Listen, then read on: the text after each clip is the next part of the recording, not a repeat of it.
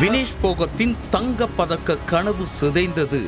130 கோடி இந்தியர்களின் எதிர்பார்ப்பை சுக்குநூறாக உடைத்திருக்கிறது.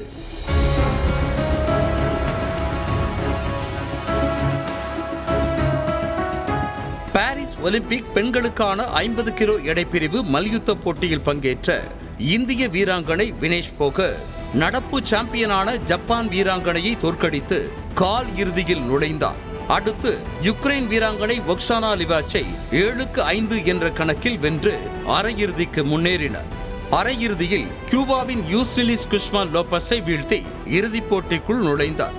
இதில் கால் இறுதிக்குள் நுழைய வினேஷ் போகத் தோற்கடித்த ஜப்பானிய வீராங்கனை யூய் சுசாகி சாதாரண போட்டியாளர் அல்ல. 4 முறை உலக சாம்பியன் மட்டுமல்ல, சர்வதேச போட்டிகளில் இதுவரை யாருமே அவரை தோற்கடித்ததே இல்லையா.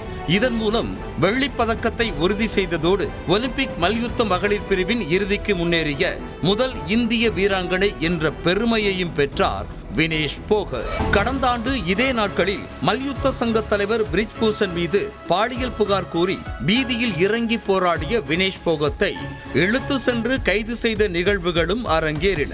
புகார்களை காது கொடுத்து கேட்கக்கூட ஆள் இல்லையே என்ற ஆதங்கத்தில் வினேஷ் போகத் கண் கலங்கி இருந்தார். அப்படி இருந்தும் கூட மன உறுதியோடு பயிற்சி செய்து ஒலிம்பிக் இறுதி சுற்றுக்கு முன்னேறிய வினேஷ் போகத்தின் வெற்றியை இந்தியாவே கொண்டாடியது. ஆகையால் வினேஷ் போகத் தங்கம் வெல்லும் தருணத்திற்காக ஒவ்வொரு இந்தியரும் எதிர்நோக்கி காத்திருந்தது. ஆனால் யாருமே எதிர்பாராத வகையில் எடை அதிகமாக இருந்ததால் வினேஷ் போகத் தகுதி நீக்கம் செய்யப்பட்டார் என்ற அதிர்ச்சி தகவல் வெளியானது. இறுதி சுற்று தொடங்குவதற்கு சில மணி நேரங்களுக்கு முன்பாக நடைபெற்ற எடை பரிசோதனையில் வினேஷ் போகத் 50 கிலோ மற்றும் 100 கிராம் எடை இருந்ததால் அவரை தகுதி நீக்கம் செய்த சர்வதேச ஒலிம்பிக் கமிட்டி அமெரிக்க வீராங்கனைக்கு தங்க பதக்கம் வழங்கப்படுவதாக அறிவித்தது.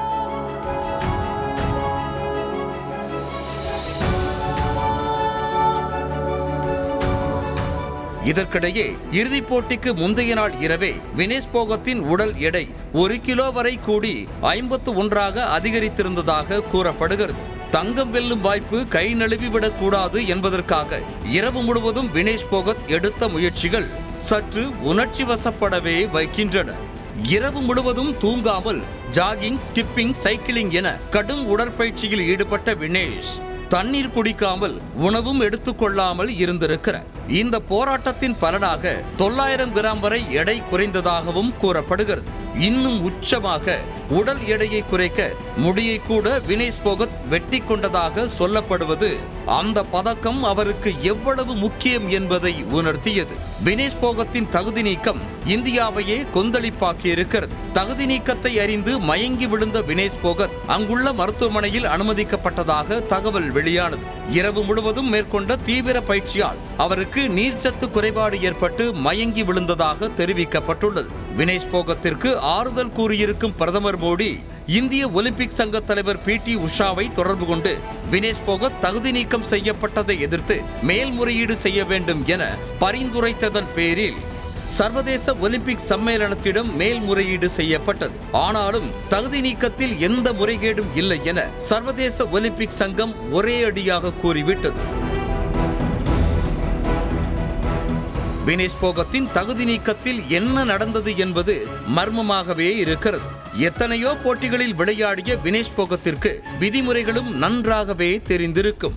அப்படி இருக்கும் பட்சத்தில் கடைசி நேரத்தில் எப்படி எடை கூடியது என்ற கேள்வியும் எழுந்திருக்கிறது.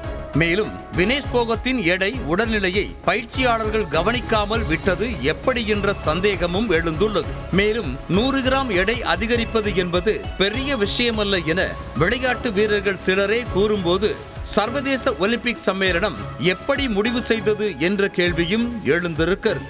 இது ஒரு பக்கம் இருக்க, வினேஷ் போகத்தின் வெற்றியை ஜீரணிக்க முடியாதவர்கள் தான் அவரது தகுதி நீக்கத்திற்கு சதி செய்திருக்க வேண்டும் என காங்கிரஸ் சூசகமாக குற்றம் சாட்டியிருப்பதும் பேசு பொருளாக மாறியிருக்கிறது. செய்திகளை உடனுக்குடனும் துல்லியமாகவும் தெரிந்து கொள்ள சப்ஸ்கிரைப் பண்ணுங்க.